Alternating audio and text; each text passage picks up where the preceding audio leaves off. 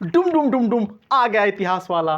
स्वागत है बच्चों आपका लक्ष्मीकांत सर हिस्ट्री एक्सपर्ट की क्लासेस पर। बच्चों अभी मैंने अपने पिछले वीडियो तक उत्तर वैदिक काल के बारे में बताया आपको, और जो आज मैं शुरू कर रहा हूँ वो कर रहा हूँ धार्मिक आंदोलन। बच्चों ईसा पूर्व 6ठी शताब्दी के उत्तरार्ध में, यानी जब 6ठी शताब्दी ख़त्म हो रही थी तो गंगा जो घाटी थी उसमें अनेक धार्मिक संप्रदायों का उदय हुआ। अनेक धार्मिक संप्रदायों का उदय हुआ। कहाँ? गंगा घाटी में। लगभग कितने? 62 धार्मिक संप्रदायों का उदय हुआ, जो कैसे थे? धार्मिक थे। और इनमें स्पेशली जो दो धार्मिक आंदोलन थे, एक था बौद्ध धर्म और दूसरा था जैन धर्म। ये जो है प्रमुख थे तथा शक्तिशाली धार्मिक आंदोलन के रूप में उभरे। मैं फिर से इसे रिपीट कर दूं कि जो है ईसा पूर्व 6ठी शताब्दी के उत्तरार्ध में जो है गंगा घाटी में लगभग 62 धार्मिक संप्रदाय देखने को मिल रहे हैं, जिसमें जैन धर्म और बौद्ध धर्म प्रमुख थे तथा बहुत ही शक्तिशाली धार्मिक आंदोलन के रूप में उभरे। बच्चों ये जैन धर्म और बौद्ध धर्म के उदय का कारण क्या था? जैन धर्म या बौद्ध धर्म के उदय का जो कारण था वो ये था कि कृषि मूलक, बच्चों कृषि मूलक उदय का जो कारण था, कृषि मूलक अर्थव्यवस्था का विस्तार। जो इस बौद्ध धर्म और जैन धर्म के उदय का कारण था बच्चों क्या था? कृषि मूलक अर्थव्यवस्था का विस्तार। और जो दूसरा था, जो वैदिक साहित्य में कर्मकांड हो रहे थे उनका विरोध। यानी क्या? वैदिक साहित्य के कर्मकांडों का विरोध। ऐसे ये 2-3 प्रमुख कारण थे जिसके विपरीत में, यानी जिसके विरोध में या जिसकी वजह से इस धार्मिक आंदोलन, जिसमें जैन धर्म और बौद्ध धर्म इंपॉर्टेंट है, उनका उदय हुआ। तो बच्चों जो सबसे पहले मैं देखूंगा बौद्ध धर्म देखूंगा, और उसमें मैं आपको ये बताऊंगा कि एग्जाम के पॉइंट ऑफ व्यू से उस बौद्ध धर्म के अंतर्गत कौन कौन से तथ्य इंपॉर्टेंट है। क्योंकि बच्चों हमको कंपटीशन पास करना है, कोई इतिहासकार नहीं बनना है, तो हम उन तथ्यों पर ज़्यादा फोकस करेंगे जहां से प्रश्न आते रहे हैं या जहां से प्रश्न आने की संभावना है। तो बच्चों जो मैं चर्चा करने चल रहा हूं वो करने चल रहा हूं बौद्ध धर्म। किस में बच्चों? बौद्ध धर्म। तो सबको पता है कि इस धर्म के जो संस्थापक थे वो कौन थे? सिद्धार्थ थे। इस धर्म के बच्चों संस्थापक कौन थे? संस्थापक कौन थे? गौतम बुद्ध थे। ठीक है, कौन थे बच्चों? गौतम बुद्ध थे। इनके पिता का नाम क्या था? शुद्धोधन था। इनके जो पिता थे उनका क्या नाम था? शुद्धोधन था, जो कपिलवस्तु के फाक्य गण के मुखिया थे। याद रखिएगा कि इनके पिता का नाम शुद्धोधन था, कपिलवस्तु के शाक्य गणराज के वो क्या थे? प्रमुख थे, मुखिया थे। इनकी माता का नाम बच्चों क्या था? महामाया था। इनकी माता का नाम क्या था? माता का नाम था महामाया। महामाया था। कौलिय गणराज की कन्या थी। कौलिय गणराज की कन्या थी। कौन? इनकी माता। और इनकी जो पत्नी का नाम था यशोधरा था। जो इनकी पत्नी का नाम क्या था? यशोधरा था। और इनके जो पुत्र का नाम था वो क्या था बच्चों? राहुल था। तो ये तो जनरल चीजें हुई कि इस बौद्ध धर्म के संस्थापक कौन थे? गौतम बुद्ध थे। पिता इनके शुद्धोधन थे, कपिलवस्तु के शाक्य गणराज्य के मुखिया थे बच्चों। और माता का नाम महामाया था, जो कोलीय गणराज्य की कन्या थी। इनकी पत्नी का नाम यशोधरा था और पुत्र का नाम बच्चों क्या था? राहुल था। बच्चों इनका जन्म कब हुआ? इनका जन्म कब हुआ और किस स्थान पे हुआ? ये प्रश्न कई बार एग्जाम में पूछा गया है तथा पूछे जाने की आवश्यकता है और पूछे जाने की संभावना है। तो इनका जो जन्म हुआ बच्चों वो 65 ईसा पूर्व। बच्चों इनका जो जन्म हुआ कब हुआ था? 563 ईसा पूर्व में। और वह स्थान कौन सा था? तो बच्चों वह स्थान कौन था? लुम्बिनी। कौन था? लुम्बिनी एक कोई स्थान था जहां पर गौतम बुद्ध का क्या हुआ था? जन्म हुआ था। ये एग्जाम में प्रश्न पीसीएस में, टीजीटी में, पीजीटी में कई बार पूछा गया कि गौतम बुद्ध का जन्म कहां हुआ? तो गौतम बुद्ध का जन्म 563 ईसा पूर्व में कहां हुआ था? लुम्बिनी में हुआ था। और जो सबसे इंपॉर्टेंट बात कि इनके जन्म को कमल के रूप में दिखाया गया है। यानी इनके जन्म को जो बौद्ध कला में दिखाया गया है, किस रूप में दिखाया गया है बच्चों? कमल के रूप में दिखाया गया है। ये प्रश्न, ये तथ्य बहुत ही इंपॉर्टेंट है। लेकिन इससे भी इंपॉर्टेंट तथ्य जो एग्जाम में कई बार पूछा गया कि अशोक का जो रुमनदेई अभिलेख है बच्चों, बहुत इंपॉर्टेंट, कि अशोक का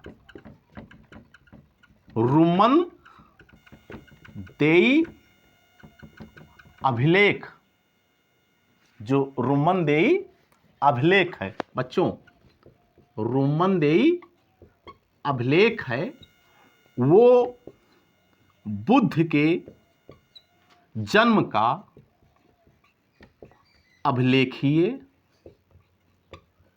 अभिलेखीय प्रमाण है।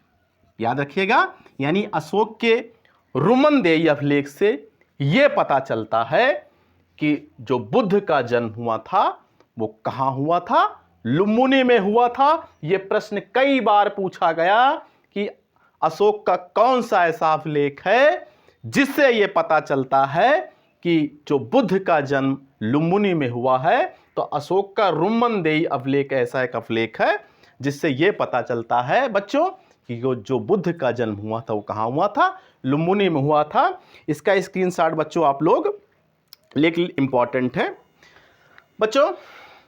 बुद्ध बहुत ही चिंतन मनन करने वाले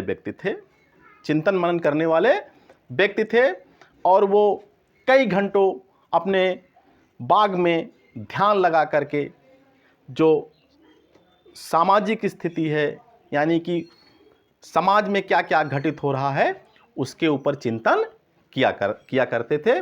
और बच्चों एक दिन इन्होंने अपने पुत्र व पत्नी को सोते हुए 29 वर्ष की अवस्था में ग्रह को क्या कर दिया?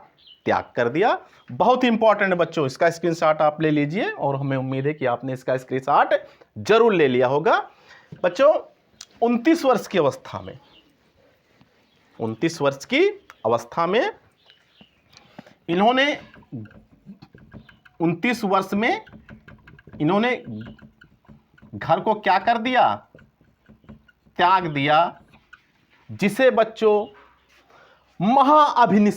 निष्क्रमण कहा गया। क्या बोला गया?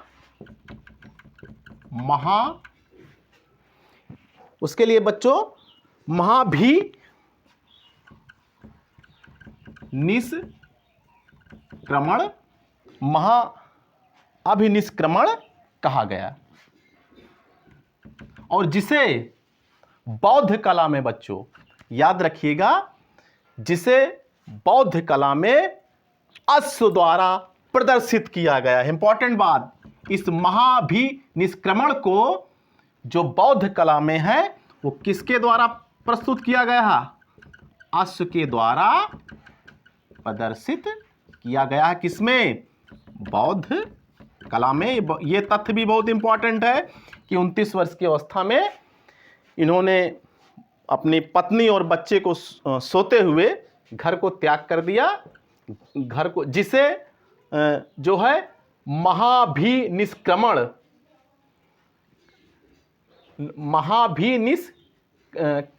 कहा गया, जिसे बौद्ध कला में अश्व के द्वारा प्रदर्शित किया गया है। ये बहुत इंपॉर्टेंट है कि जो घर के त्यागने को क्या कहा गया है और इसे बौद्ध कला में किस रूप में प्रदर्शित किया गया है। बच्चों आप इसको स्क्रीनशॉट इसका ले लीजिए। अब जब बुद्ध ने घर को त्याग कर दिया तो सबसे पहले ये अन्वया नदी पर आए, अन्वया नदी के तट पर आए, और फिर बच्चों ये जो है घर त्यागने के बाद ये अन्वया आए। इन्होंने जो घर त्यागा यानी गृह त्यागने के बाद अन्वया आए, और यहाँ से इन्होंने अपने सारथी को वापस कर दिया, और इसके बाद बच्चों ये कहाँ आए? वैशाली आए। कहाँ आए? वैशाली आए। और इस वैशाली में बच्चों, इस वैशाली में इन्हें जो सांख्य धर्म के विद्वान थे, सांख्य धर्म के जो आचार्य थे, सांख्य दर्शन के जो आचार्य थे, अलार कलाम। कौन थे बच्चों? इस वैशाली में जो सांख्य दर्शन के आचार्य थे, अलार कलाम, इनके ये शिष्य हुए, तथा सर्वप्रथम इन्हीं के उपदेशों को बुद्ध जी ने क्या किया? ग्रहण किया। यह भी तथ्य इंपॉर्टेंट है कि बुद्ध ने सबसे पहले किसके, यानी सबसे पहले किसके शिष्य हुए? तो ये सांख्य दर्शन के जो आचार्य अलार कलाम थे उनके शिष्य हुए, और उन्हीं के उपदेशों को सर्वप्रथम ग्रहण किया। इसके बाद बच्चों ये राजगृह आए। वैशाली से कहाँ आए? राजगृह आए। यहाँ उद्रक रामभद्र, उद्रक, यहाँ पर बच्चों उन्होंने उद्रक रामपुत्र, उद्रक रामपुत्र के आश्रम में कुछ देर रुके। यहाँ भी उनको संतुष्टि न मिली तो ये राजगृह से जो मूव कर गए, कहाँ? बोध गया। कहाँ मूव कर गए बच्चों? बोध। ये फिर इस राजगृह से उर्बेला निकल गए। बच्चों कहाँ निकल गए? ये उर्बेला निकल गए। आप लोग इसको लिखते चलिए कि राजगृह से कहाँ निकल गए? उर्बेला निकल गए। राजगृह से कहाँ गए? उरुबेला पहुंच गए। ये उरुबेला कहाँ था? निरंजना नदी के तट पर, निरंजना नदी के तट पर उरुबेला था। और यहीं पर बच्चों, यहीं पर इन्होंने 5 ब्राह्मणों के साथ मिल करके तप स्टार्ट किया। इसी उरुबेला में इन्होंने 5 ब्राह्मणों के साथ मिल करके तप प्रारंभ किया। परंतु इसी उरुबेला में एक सुजाता द्वारा लाए हुए आहार को इन्होंने ग्रहण कर लिया, जिससे इनमें और 5 ब्राह्मणों में मतभेद हो गया, और वो 5 ब्राह्मण इनको छोड़ करके चले गए। तो इसी उरुबेला में बुद्ध जी ने रुक करके अखंड समाधि लगाई। क्या लगाई बच्चों? अखंड समाधि लगाई। और ये समाधि उन्होंने 7 दिन तक लगाई, और 8वें दिन बच्चों, 8वें दिन याद रखिएगा, इसी उरुबेला में 8वें दिन पूर्णिमा का था दिन। कौन सा दिन था? पूर्णिमा का दिन। पूर्णिमा के दिन बुद्ध को ज्ञान की क्या हुई? प्राप्ति हुई। बच्चों क्या हुई? ज्ञान की प्राप्ति हुई। याद रखिए, इसको लिखते चलिए बच्चों। किसी जो है 8वें दिन बुद्ध को ज्ञान की क्या हुई? प्राप्ति हुई। और उस समय जो बुद्ध जी की उम्र थी वो कितनी थी? 35 वर्ष थी। बच्चों फिर से मैं बता दूं कि उर्वेला में 8वें दिन पूर्णिमा के दिन जब बुद्ध जी की आयु 35 वर्ष थी तो उनको ज्ञान की प्राप्ति हुई। अब बच्चों और उन्होंने जो उन्होंने ध्यान लगाया था वो पीपल के वृक्ष के नीचे लगाया था। कहां पर लगाया था बच्चों? पीपल के वृक्ष के नीचे लगाया था। अब ज्ञान प्राप्ति के बाद बच्चों, ज्ञान प्राप्ति के बाद सिद्धार्थ बुद्ध कहलाए। पीपल का वृक्ष जो है बोधि वृक्ष कहलाया। पीपल का वृक्ष क्या कहलाया? बोधि वृक्ष कहलाया। तथा बच्चों इंपॉर्टेंट बात कि उर्वेला अब बोध गया कहलाया। उर्वेला क्या कहलाया? बोध गया कहलाया। याद रखिएगा। ज्ञान प्राप्ति के बाद भी बुद्ध, बच्चों ज्ञान प्राप्त हो जाने के बाद भी बुद्ध उसी स्थान पर बैठे रहे। उसी स्थान पर बैठे रहे। तब स्वयं ब्रह्मा जी ने आकर के बुद्ध से कहा कि आप उठ करके अपने ज्ञान का प्रकाश चारों तरफ फैलाएं।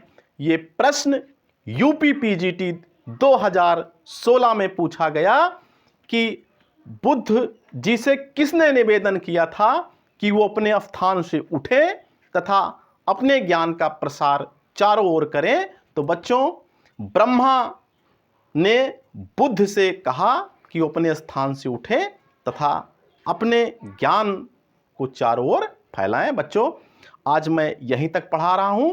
क्रमशः आपको अपनी वीडियोस में अब मैं जो है बौद्ध धर्म के बारे में लगातार पढ़ाता रहूंगा। धन्यवाद।